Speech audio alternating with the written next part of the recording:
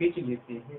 मतलब वो ये उत्तर दे रहे हैं श्री सुत गोस्वामी कि आत्मा में रमण करते हैं सुखदेव जी, वेद व्यास के पुत्र।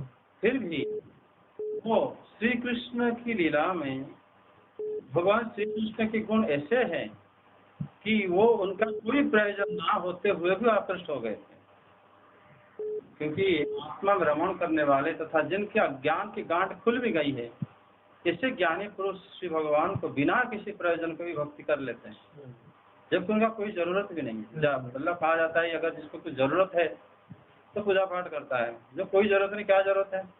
तो लेकिन ये कहते हैं किसी कोई भी जरूरत ना होकर भी श्री कृष्ण प्रति आकृष्ट हो जाते हैं। आत्माराम श्लोक को ये कविराज गोस्वामी पाद बताते हैं कि जो आत्मा है वो चैतन्य चरितामृत में बताया गया है। आत्मा जैसे बता रहा था आपको अभी कि आत्मा ब्रह्म भी होता है, आत्मा शरीर भी होता है, आत्मा मन भी होता है, आत्मा मतलब यत्न भी होता है, आत्मा का मतलब धृति धैर्य होता है, आत्मा बुद्धि भी होता है, आत्मा स्वभाव भी होता है। आत्मा राम शब्द का अर्थ होता है जो इस 7 प्रकार के रमण करता है। ठीक है, जो रमण करता है आत्मा में उसको आत्मा राम कहा जाएगा। या तो कोई ब्रह्म में रमण करता है भगवान, कोई अपना शरीर को सब कुछ मान के उसमें मस्त रहता है, हो गया आत्मा राम। कोई अपने मन से रमण करता है, उसका मन जो करता है वही करता है, वो भी आत्मा राम माना जाता है। यत्न मतलब जो काफी कुछ मतलब धैर्य के साथ प्रयत्न करता है, उसको भी वो भी रमण करता है उसमें। कोई धैर्य में रमण करता है, कोई बुद्धि में रमण करता है, कोई स्वभाव में रमण करता है, सबको आत्माराम कहा जाता है। आत्मारामस्य मुनयो, यहाँ पर जो मुनि शब्द है ये मननशील को भी कहा गया है। जो मौनी है, जो चुपचाप बैठने वाले हैं वो भी मौनी होते हैं। तपस्वी जो होते हैं, तपस्या करते हैं, वो भी मुनि होते हैं। जो व्रती हैं, व्रत वगैरह करते हैं, वो भी मुनि होते हैं। और जो यति हैं मतलब सन्यासी, वो भी मुनि होते हैं। जो ऋषि होते हैं वो भी मुनि होते हैं। आत्मा रामस्य मुनयो निर्गंथा। निर्गंथा का मतलब जिसका कोई ग्रंथि नहीं है। ग्रंथि मतलब जिसका अविद्या छिन्न भिन्न, मतलब अविद्या जिसके पास है ही नहीं, तो उसको निर्गंथा कहा जाता है। किसी किसी कोई मान लो विधि निषेध मान नहीं रहा, उसको भी निर्गंथा कहा जाता है। वेद शास्त्र कोई मानता नहीं है, वो भी निर्गंथा है। और मतलब ग्रंथ को वेद शास्त्र कहा जाता है, जो ग्रंथ नहीं मानता वो भी निर्गंथा है। हाँ, मूर्ख को भी निर्गंथा कहा जाता है। म्लेच्छ जो दान संचयी है, बहुत जो दान कर दिए लोग उसको तुरंत रखता जाता है, वो भी मूर्ख होता है, वो भी निर्गंथा है। अहंकार जो ग्रंथि से रहित वो भी निर्गंथा है। तो आप मुनियो निर्गंथा आपकी उरुक्रम हो गए भगवान, जो विचित्र कर्म करते हैं उनको उरुक्रम कहा जाता है। वहीं से ऐसे बताते हैं कि जो हेतु शब्द का अर्थ होता है भुक्ति, सिद्धि और मुक्ति होता है हेतु। अहेतु की शब्द का अर्थ होता है जो हेतु के बिना। भुक्ति का अर्थ होता है सब सारे प्रकार की इच्छाएं जिसके पास है, आप मतलब जो कुछ चाहते हैं उसको कहते हैं हेतु। आपका कोई मतलब इच्छा है, सिद्धि प्राप्ति करने की इच्छा हो सकता है, भोग करने की इच्छा हो सकता है, या तो मुक्ति पाने की इच्छा हो सकता है। कहते हैं कि 3 प्रकार की हेतु है। और अहेतु का अर्थ होता है जो तीनों प्रकार की जिसके पास है ही नहीं, जिसके पास ना तो मुक्ति पाने की इच्छा है, जिसके पास ना तो सिद्धि पाने की इच्छा है, ना जिसके पास ना तो वो भोग करने की इच्छा है। वो बंदा करेगा क्या, इच्छा है उसके पास, तो वही इस प्रकार के बंदा होते हैं अहेतु की। वो होता है सिर्फ भक्ति। इसलिए आत्मा रामस्य मुनयो निर्गंथा अपि उरुक्रमे, जो आत्माराम होते हैं वो श्री भगवान में अहेतु की भक्ति करते हैं। उनका किसी प्रकार इच्छा करके भक्ति नहीं करते हो। यहाँ पर वो भक्ति को व्याख्या करते हैं कि भक्ति 9 प्रकार की, 10 प्रकार की प्राप्ति करते हैं। एक होता है साधना भक्ति, और 9 प्रकार की जो प्रेमा भक्ति होता है। साधना भक्ति जो हम लोग साधना करके करते हैं, भक्ति नाम भजन साधन कीर्तन करते हैं गुरु के आदेश से निर्देश से। प्रेमा भक्ति जो स्वाभाविक रूप से हमारे हृदय में विराजमान हो जाता है अपने आप, कोई इसको सिखाता नहीं। प्रेमा भक्ति जैसे शांत रस से होता है, जिसमें हमारा जो सनकादि ऋषि वृंद 4 मुनि कुमार जो अवतार लिए थे, वो जिस रस से श्री भगवान के प्रति आकृष्ट होते हैं उसको शांत रस कहा जाता है। दास्य रस जिसमें आते हैं भगवान की दास आदि, हनुमान जी भी दास्य भक्ति में आते हैं। सख्य रस जो भगवान की सखाए हैं, सुदामा सेवल किंकिनी, वो लोग सब ब्रज में तो वो भगवान की सखा रहते हैं, वो भी प्रेमा भक्ति माना जाता है। वत्सल रस जिसमें देवकी जी आती है, नंद बाबा आते हैं, यशोदा माता, वसुदेव जी, वो सब भगवान जो उनको पिता माता मानते हैं, जब दशरथ जी या कौशल्या जी, वो सब वत्सल प्रीति में आते हैं, मतलब वो सब प्रेमा भक्ति है भगवान के प्रति। या तो कांत भक्ति आता है, कांत भक्ति में जो भगवान की पत्नियां होती हैं, भगवान की पत्नी, या तो उनके जैसे शोक्य रस आता है, परकीय रस आता है। शोक्य में द्वारका की भगवान की रानियां या सीता देवी जो भगवान श्री राम की पत्नी, ये सब शोक्य रस में आते हैं कि उनको विधिवत भगवान पानी ग्रहण करके उनके साथ पत्नी रूप में रहते हैं। और परकीय रस में जो आते हैं वो ब्रज की गोपियां आते हैं। उस भाव जब 10वें स्कंद होगा रासलीला में, उस समय बताया जाएगा, तो उसी समय जो परकीय रस में हो सकता है कन्या हो या देवी हो, साधनापरा हो या दैत्य प्रिया हो। कन्या क्या होता है, जो लोग मतलब श्री भगवान को कात्यायनी व्रत करके आराधना करते थे उनको कहते हैं कन्या भक्त। हाँ, जो वही कांता भक्ति में भगवान के साथ जुड़े रहते हैं। देवी होते हैं जो देवताओं से जन्म हुए थे ब्रज में भगवान के प्रति भक्ति करने के लिए, उनको पति रूप में पाने के लिए, वो होते हैं देवी। और होते हैं साधना तरह होते हैं, साधना परा में आते हैं हमारा मुनिचारी, जो मुनि लोग, दंडकारण्य के मुनि जो थे वो भी गोपी शरीर में प्राप्ति करने के लिए साधना करे थे। और सारी वेद की श्रुतियां वो भी भगवान को मतलब ब्रज में गोपी रूप में प्राप्ति होने के लिए तपस्या करे थे। ये सब साधना तरह होते हैं। और नित्य प्रिया होते हैं राधा रानी, चंद्रावली आदि। तो भगवान की इस प्रकार 9 प्रकार की जो है प्रेमा भक्ति का रहता है। और इसी अहेतु की भक्ति वो लोग करते हैं कौन, जो आत्माराम होते हैं। आत्माराम में सब लोग आ जाते हैं दुनिया में। और वो कहते हैं कि आत्माराम में, और जो श्लोक में आत्मा रामश्च मुनयो निर्गंधापि उरुक्रमे कुर्वन्ति अहेतु किं भक्ति इत्थं भूत गुणो हरि। इत्थं भूत होता है पूर्णानंदमय। वो लोग जो भक्ति करते हैं अहेतु की भक्ति, पूरे आनंद में रहते हैं। ऐसा नहीं कि दुखी होकर करते हैं, बड़े आनंद से करते हैं। इत्थं भूतम गुण, गुण होता है भगवान श्री कृष्ण के अनंत गुण है, उसमें वो अपने आप भगवान के प्रति आकृष्ट हो जाते हैं। ओके, वो लोग क्या करते हैं, हरि ही हरि होते हैं सर्वमंगल भगवान श्री हरि जो है सब कुछ हमारे दुख हरण करते हैं, इसलिए हरि है। दूसरा, हमारे मन भी हरण करते हैं और हमें भक्ति प्रदान करते हैं, इसलिए उनको हरि कहा जाता है।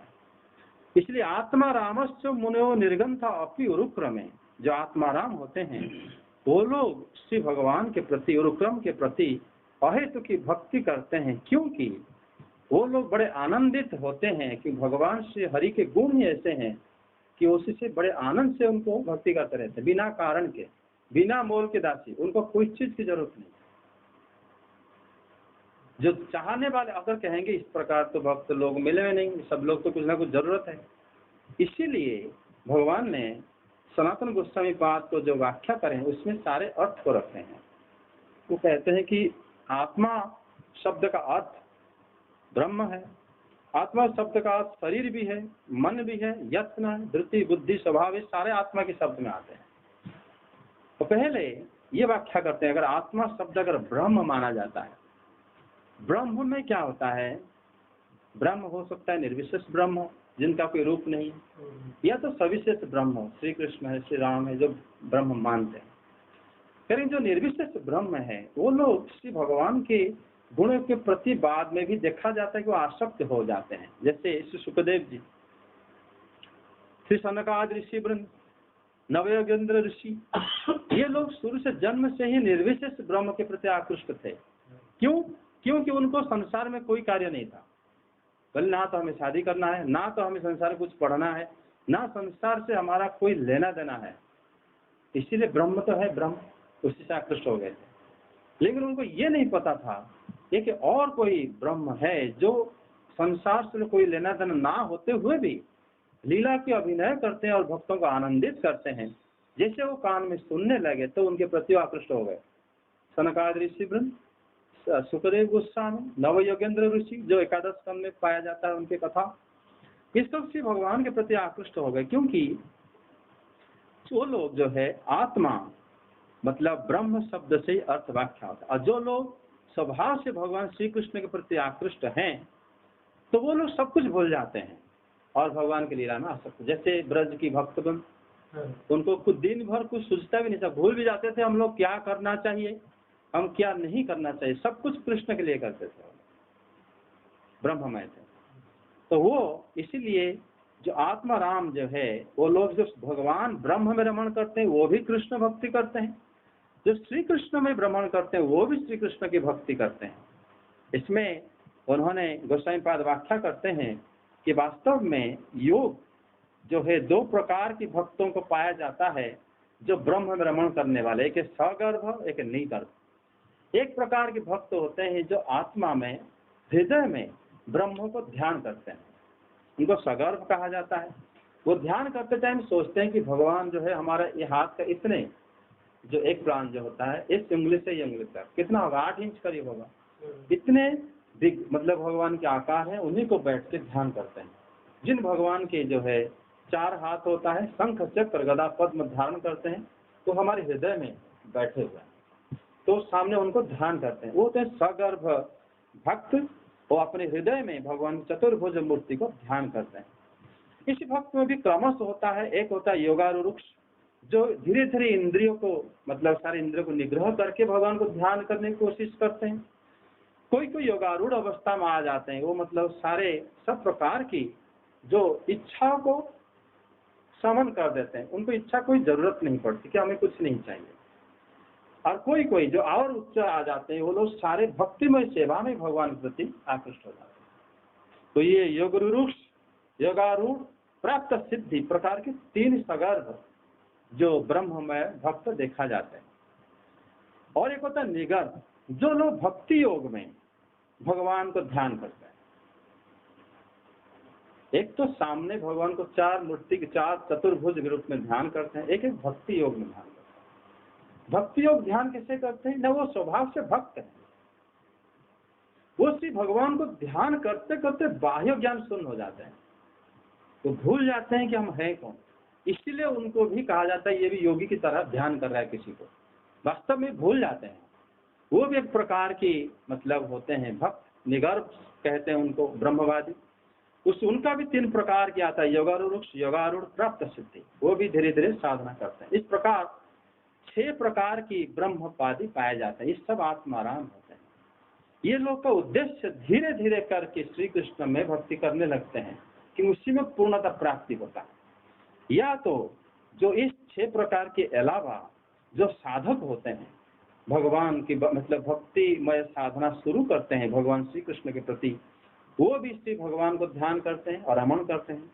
ब्रह्ममय जो होते हैं जो कोशिश करते रहते हैं कि हम श्री भगवान की भक्त बनेंगे, वो भी भगवान को कृष्ण को ध्यान करते हैं और उसमें रमण करते हैं। एक होते हैं प्राप्त ब्रह्मलय, जो कि भगवान को प्राप्त कर ही लेते हैं, वो लोग भी भगवान श्री कृष्ण में रमण करते हैं। एक होते हैं मुमुक्ष, जो मुक्ति की इच्छा करते हैं, शुरू में भक्ति करने के बाद धीरे धीरे मुक्ति को हटा देते हैं, श्री भगवान के प्रति भक्ति करने लगते हैं। और एक होते हैं जीवन मुक्त और मुमुक्ष में यह अंतर है। जीवन मुक्त सब जो होते हैं भक्त, वो लोग इसी जीवन से मुक्त पाना चाहते हैं, भाई बहुत कष्ट हो गया शरीर, मुझे बिल्कुल मुक्ति चाहिए। तो वो लोग भी जब भगवान की भक्ति करने लगते हैं, भक्ति करते करते उसी से ही भगवान श्री कृष्ण को भक्ति करने लगते हैं। और एक होते हैं प्राप्त स्वरूप, जो अपने स्वरूप प्राप्त हो जाते हैं, मतलब अपना स्वरूप पता है कि हम भगवान के अंश हैं और भगवान के दास हैं, इसी प्रकार वो भक्ति करने लगते हैं।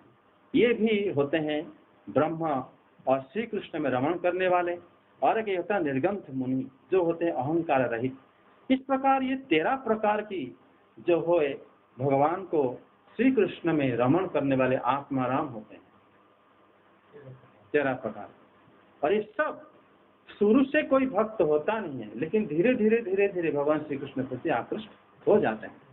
अगर आत्मा शब्द का अर्थ हम ब्रह्म मानेंगे तो 13 प्रकार की जो भक्त होते हैं, आत्माराम होते हैं, ये भी भगवान श्री कृष्ण के प्रति भक्ति करते हैं। अगर आत्मा को हम मन मानेंगे, मन भी एक शब्द है आत्मा का अर्थ, जो लोग मननशील होते हैं वो लोग साधु संग के माध्यम से ही भगवान श्री कृष्ण को भजन करने लगते हैं। वो मन में रमण करने वाले, क्योंकि पुराण में कहा गया है जो लोग मुनि होते हैं वो लोग धीरे धीरे भगवान श्री कृष्ण की मतलब साधु संग करते ही भगवान श्री कृष्ण के प्रति आकृष्ट हो जाते हैं। जो मौनी होते हैं, चुपचाप मतलब देखा जाता है भगवान शांत रस की मुनि पाया जाता है। भागवत में वर्णन है जब भगवान श्री कृष्ण पांचजन्य शंख उद्धार करे थे समुद्र के अंदर से और ला के उन्होंने फूके थे।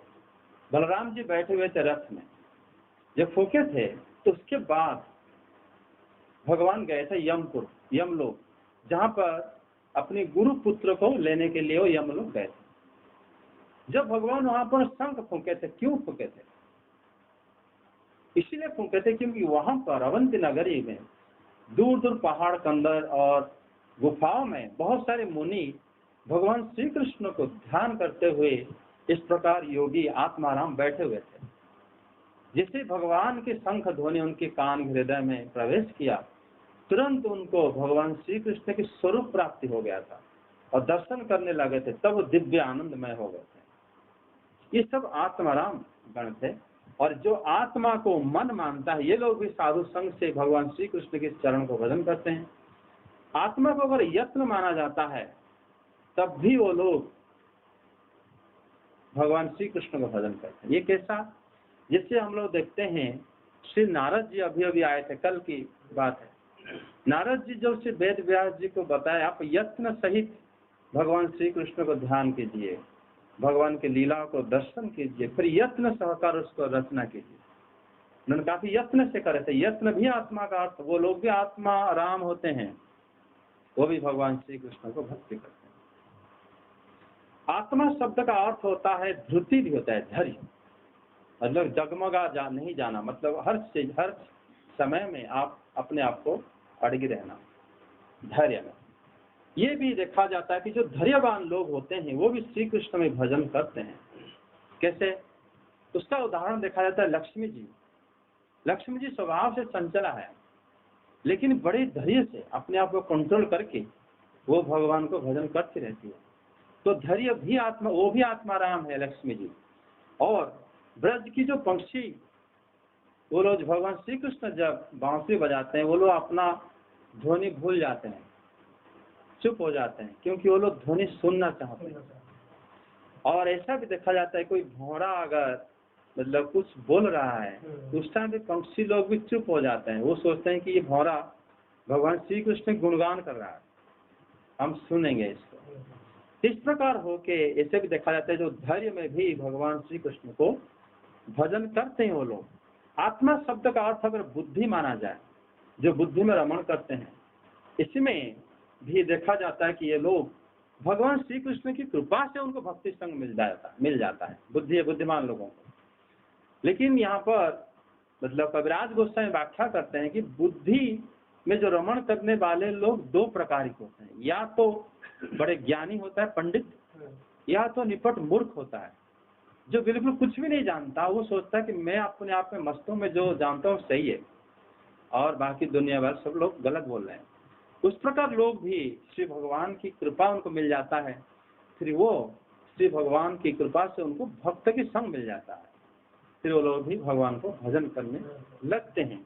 ऐसा भी देखा जाता है, शास्त्र में ऐसे उदाहरण है कि मूर्ख लोग भी, जैसे श्री नारद जी को ब्रह्मा जी कह रहे हैं कि द्वितीय स्कंध भागवतम में है कि जो मूर्ख आदिवासी लोग हैं, जंगल में जो लोग पैदा होते हैं जंगल में ही मर जाते हैं, वो लोग कभी कोई साधु संग कभी नहीं करे होंगे, न भगवान को कभी दर्शन करेंगे, लीला सुने होंगे। वो लोग भी देखा जाता है कि भगवान की भक्तों की भगवान की कृपा से भक्त संग मिल जाता है उन लोगों को, और वो भक्त होकर वैकुंठ भी चले जाते हैं। ये चीज ब्रह्मा जी देखे हैं, तभी वो कहते हैं नारद जी को कि बड़े आश्चर्य भगवान की लीला। हाँ, और आत्मा का शब्द अगर स्वभाव है, हमारा जो आपका जो आदतें, उसको भी आत्मा राम भी कहा जाता है। आप अपनी आदत से मजबूर हो, वो लोग भी आत्मा राम कहा जाता है उन लोगों को। वो लोग भी देखा जाता है कि वो भी श्री भगवान को भजन करते हैं। कैसे? जैसे श्री सुखदेव जी, वो अपनी स्वभाव से मजबूर थे, पैदा होते ही भाग गए थे घर छोड़ के। अगर उनको भगवान कृष्ण की लीला सुनना होता तो पिताजी से पहले पूछते, वो बिना पूछे बिना कुछ कहे भाग गए वो। इसका मतलब वो अपनी स्वभाव से मजबूर थे, लेकिन वो देखा गया कि अपने स्वभाव को भूलकर वो आज इतने विशाल ग्रंथ को अध्ययन करे बैठ गए, चुपचाप अपने पिताजी के सामने अपने आप आ गए वो, कि मेरे पिताजी ही मुझे बता सकते हैं। और ये भी देखा गया वेद व्यास जी स्वयं वो बहुत ज्ञानी हैं, और उन्होंने वेद को विभाजन कर दिया, महाभारत में सारे वेद को अर्थ को लिख दिया, सब कुछ कर दिया, लेकिन वह उनका स्वभाव यही था। लेकिन उनको ये नहीं पता था कि भगवान श्री कृष्ण के अहित की भक्ति होता क्या है। जब श्री नारद जी उनको बताए, वेद व्यास जी तुरंत अपने स्वभाव को बदल कर भक्तिमय अवस्था में आ गए। ये भी देखा जाता है। सनकादि ऋषि वृंद भी वो भी स्वभाव से ब्रह्मवादी थे, लेकिन जैसे वैकुंठ में भगवान श्री कृष्ण की चरण में तुलसी का गंध उन्होंने सुन लिया, भगवान के प्रति आकृष्ट हो गए थे वो। जब मतलब कोई कोई गुण से आकृष्ट हो जाते हैं। आत्मा के शरीर, आत्माराम का शब्द अगर शरीर माना जाए, बॉडीली, कोई कोई आदमी शरीर को आत्मा मानते हैं, ये मेरा आत्मा, शरीर में रमण करते हैं, वो लोग भी देखा जाता है वो भी भगवान की भक्ति करते हैं। कैसे कि जैसे शरीर में कहा गया है कि या तो कोई ब्राह्मण है, अपने आप को मानता है कि मैं ब्राह्मण हूँ, कोई कर्मनिष्ठ ज्ञानी मानता है कि मेरा जो है मैं ज्ञानी हूँ, मैं काम करने वाला हूँ, मैं हर एक कर्म का फल मुझे चाहिए। कोई कोई अपने आप को तपस्वी मानता है, या तो कोई कोई सर्व काम मानता है, देह हम लोग की तरह, हम हर कोई काम, सब प्रकार की कामना में हम लोग मतलब चाहिए, और हमें हर चीज चाहिए, हम उसी में रमण करते हैं, है कि नहीं? उनको भी आत्माराम कहा जाता है।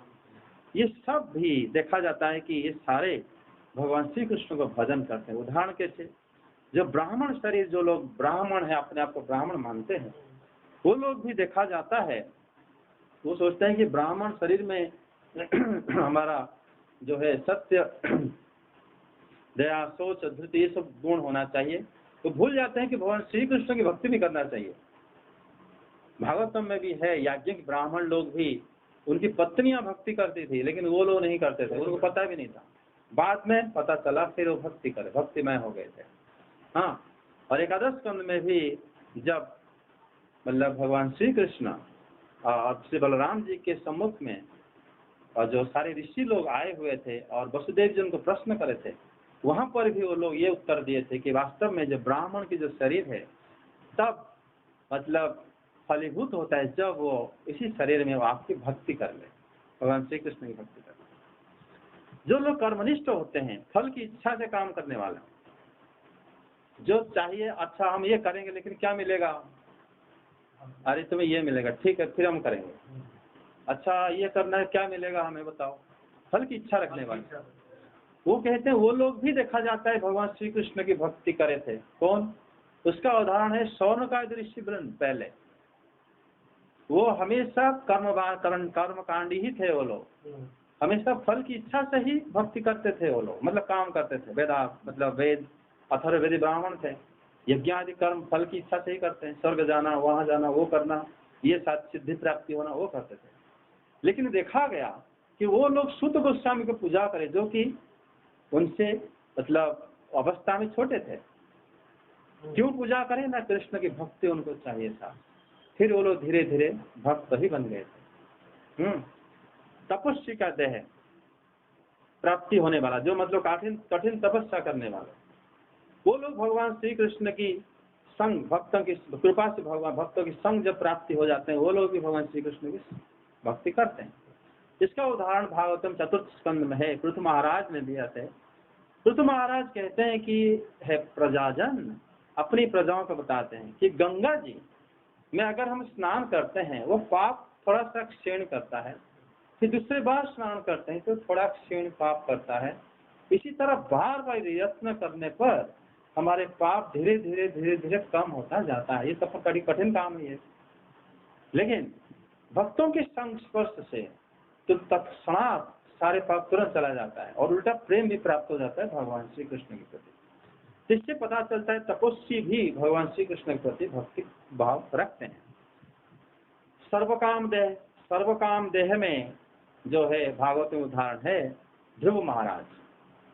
जब वो छोटे थे वो राजा बनने के लिए श्री भगवान को पास गए थे कि मुझे राजा बनना है, क्योंकि वो अपनी माता जो है बीमाता राजा की गोद में बैठने से मना कर दिए थे और ये क्षत्रिय होने के नाते इनके गुण में था कि मुझे राजा बनना है। जो राजा बनना चाह रहा है निश्चित रूप से वो रानी भी चाह रहा होगा कि मुझे सुंदरी रानी चाहिए, दास दासियां भी चाहिए। राजा शब्द का अर्थ है मुझे राज्य भी चाहिए, राजा शब्द का अर्थ है मुझे प्रजा भी चाहिए, राजा शब्द का अर्थ मुझे अच्छा विलास व्यसन सब कुछ चाहिए। वो सारा कुछ चाहते हुए श्री हरि के पास गए थे, सर्व काम रह के गए थे। लेकिन जैसे श्री भगवान को उन्होंने दर्शन करे थे तब उनको ऐसे लगा था कि मैं जैसे सारे कामना स्वरूप में कांच में ढूंढ रहा था, लेकिन आप मेरे सम्मुख मणि सदृश प्रकट हुए हैं, मुझे कोई कामना नहीं चाहिए। ध्रुव महाराज जबकि श्री भगवान उनको सब प्रदान करे थे, लेकिन वो बोले थे मुझे नहीं चाहिए, क्योंकि जब से वो तो भागवत में धीरे धीरे पता चलेगा कि भगवान जिसको देते हैं उसमें मन लगता नहीं है उनका, फिर वो धीरे धीरे उसमें भक्ति में इस प्रकार आत्माराम श्लोक शब्द से ये पता चलता है कि आत्माराम आत्मा में रमण करने वाले जो है श्री भगवान को क्या करते हैं ना, वो भक्ति ही करते हैं। इसीलिए यहाँ पर जो कहा आत्मारामश्च मुनयो निर्गंथ अहेतु को निर्गंथ उरुक्रमे कुर्वन्ति अहेतु की भक्ति मिथम गुणोमयो हरि। यहाँ पर जो गुणमय हरि कहा गया है, भगवान श्री हरि के गुण ऐसा है कि उसी से सब लोग जो है उनके प्रति आकृष्ट हो जाते हैं। भगवान के जो गुण वास्तव में जब एक आएगा दशम स्कंद भगवान श्री कृष्ण के, उसी से हम पता चलेगा कि श्री भगवान की गुण होता कैसे है, उसी से फिर उस समय ज्यादा विशद व्याख्या होगा। आजकल थोड़ा सा बता देता हूँ, जो लोग मतलब भगवान के शांत रस की भक्त होते हैं, सनकादि ऋषिवृंद होते हैं, वो लोग श्री भगवान मतलब भगवान के अंदर ये गुण देखते हैं कि हमारा जो श्री भगवान है वो सच्चिदानंद स्वरूपमय होना चाहिए। सच्चिदानंद स्वरूप का मतलब उनका जो है रूप ज्ञानमय होना चाहिए, आनंदमय होना चाहिए, सत्यमय होना चाहिए, सत्य चेत आनंदमय भगवान की शरीर, तभी आत्माराम गुण उनके प्रति आकृष्ट हो जाते हैं। सच्चिदानंद स्वरूप होना चाहिए और भगवान आत्माराम शिरोमणि होना चाहिए। भगवान आत्माराम शिरोमणि, उनके जैसा और कोई किसी चीजों के प्रति उनका आकृष्ट नहीं देखा जाता। भगवान को क्या चाहिए? धन दे के संतुष्ट कर पाओगे? भगवान को खाना दे के नहीं कर पाओगे, सुंदर स्त्री दिखा के नहीं कर सकते। उनको किसी भी चीज में उनको आत्माराम शिरोमणि, इसीलिए आत्माराम गुण उनको पसंद करते हैं, मतलब शांत रस भक्तगण। और श्री भगवान जो है परमात्मा है, हर एक हृदय में वास करते हैं। भगवान परम ब्रह्म है, भगवान सम है, सबके लिए बराबर है। भगवान दांत है, मतलब वो दमन करने वाले, अपनी इंद्रियों को वो बहुत जल्दी क्या दमन करते हैं, उनके इंद्रिय उनकी बात ही मानते हैं, हमारी इंद्रिय हमारी बात नहीं मानते। और भगवान जो है सूची रहते हैं, वशी, सबको बस करने वाले। हाँ, और माया कार्य से भगवान अलिप्त रहते हैं और असुरों को मार कर मुक्ति देते हैं, और भगवान विभु हैं। ये सब गुण अगर रहता है तो शांत रस की भक्त लोग उनके प्रति आकृष्ट हो जाते हैं, समझे। और दास्य जो भक्त होते हैं, सनकादि ऋषिगण जो होते हैं, वो शांत रस के प्रधान भक्त हैं, समझे। दास्य भक्त जो होते हैं वो लोग जो है भगवान की जो गुण उनको अच्छा लगता है, वो गुण होता है कि भगवान जो है प्रेम अवश्य होना चाहिए, प्रेम की वशीभूत, तभी दास्य भक्त उसी गुण से आकृष्ट हो जाता है। भगवान बलवान हो, भगवान सबके अपेक्षा श्रेष्ठ, हमारे प्रभु सबसे श्रेष्ठ, तभी दास्य भक्त उनके प्रति उनकी दास्य भक्ति में भक्ति करते हैं। हमारे प्रभु कीर्तवान हो, कीर्तिमान हो, कृतज्ञ हो, तेज युक्त, वंदनीय, भक्त श्रुत, शास्त्र चक्षु, हमारे प्रभु दक्ष हैं, सर्व मंगलकारी हैं, प्रतापी हैं। हमारे प्रभु जो धार्मिक हैं, सत्यवादी हैं, और सर्वसमर्थ हैं, शरणागत पालक हैं, समृद्धिमान, क्षमाशील, सर्वज्ञ, ईश्वर, परमाराध्य, हाँ, अचिंत्य महाशक्ति, कृपा सागर, ये सब जो गुण होते हैं, 25 गुण है, ये सब गुण दास्य भक्तों को आकृष्ट कर लेता है। दास्य भक्त जो भगवान की दास्य भक्त में देखा जाता है कि सारे देवता भगवान के दास ही हैं, उनको कहा जाता है अधिकृत दास। और उसके अलावा भी श्री भगवान के आश्रित दास होते हैं, पारिषद दास होते हैं, अनुग दास होते हैं। सारे देवता भगवान के दास ही होते हैं। भगवान की 27 अवतार सारे भगवान के दास ही होते हैं, श्री हरि के, श्री कृष्ण के। और जो आश्रित दास हैं उसी के अंदर आते हैं हमारे सुखदेव जी भी आते हैं, सुध गोस्वामी आते हैं, स्वामिकाद ऋषि वृंद आ जाते हैं। और पार्षद दास में आते हैं परीक्षित महाराज, जब भागवत सुन रहे थे, वो भी दास्य भक्ति में आते हैं।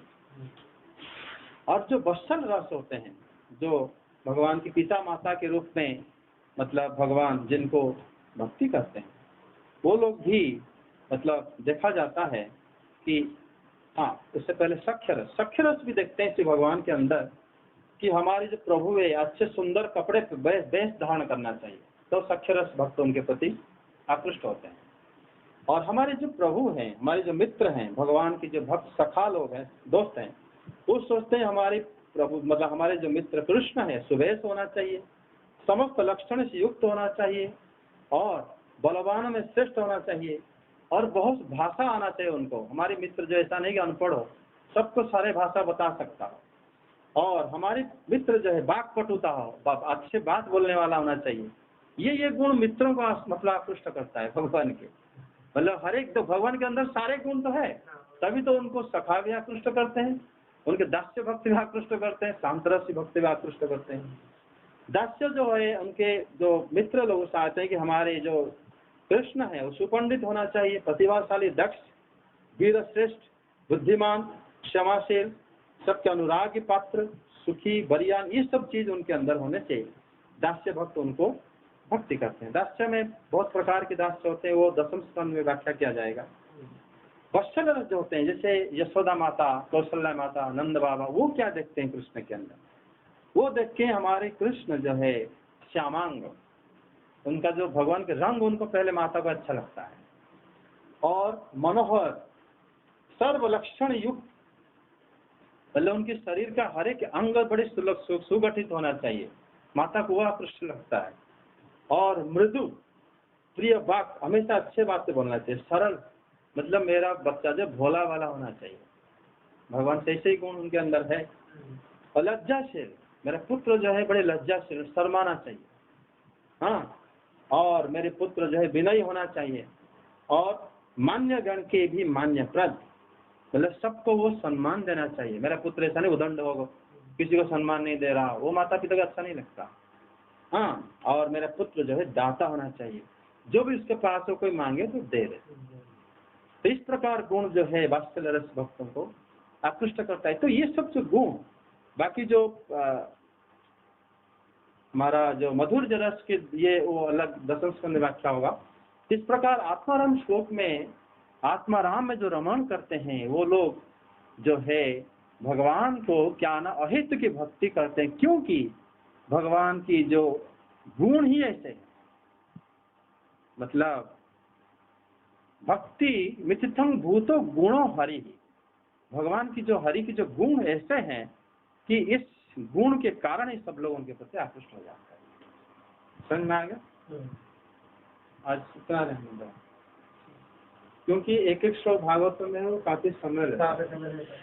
आगे भी आएगा चतुश्लोकी भागवतम जो करते थे, वो भी एक एक श्लोक 2-2 दिन जाता था पूरा व्याख्या नहीं हो पाता था, नहीं हो पाता।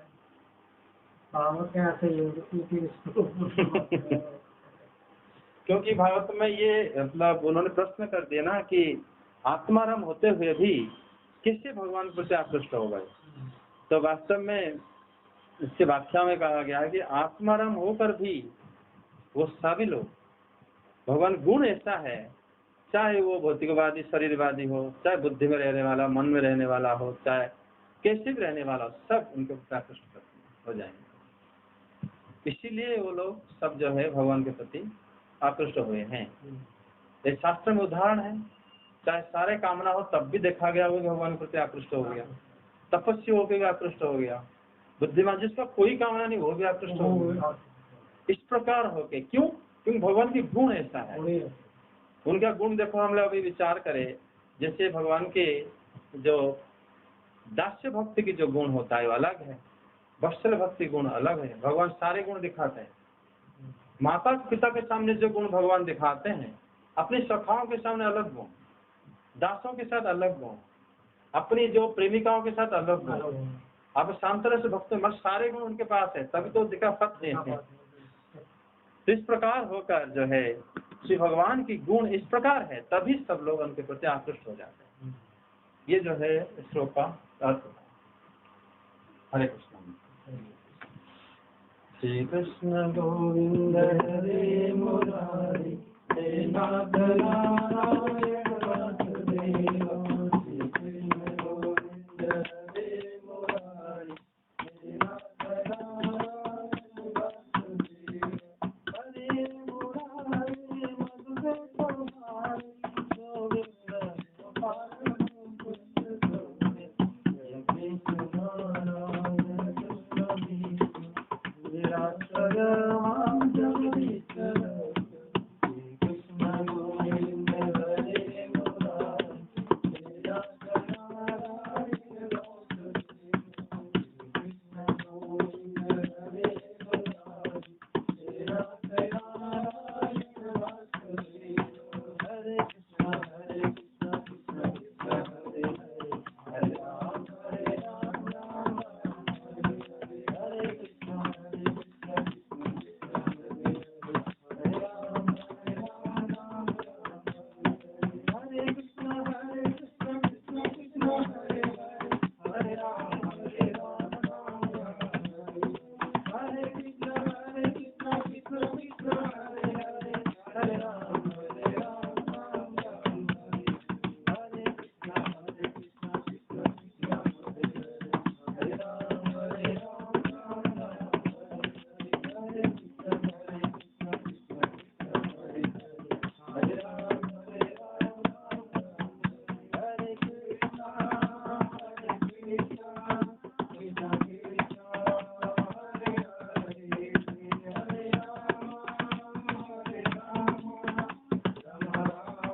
राम हरे हरे। हरे कृष्ण हरे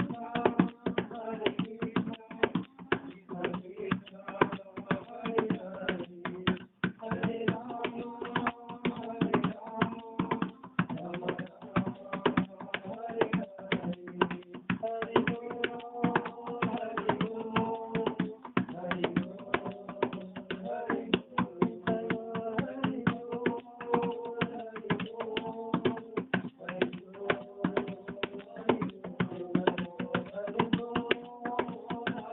बोल हरि बोल हरि बोल। जय गणेश भागवत जय श्री गोस्वामी जय परिषद महाराज श्री सतगुरु सनातन भागवत वृंद की जय, मैं सभी भक्त वृंद की जय, और देव देवियों की जय। जय जय श्री राधे।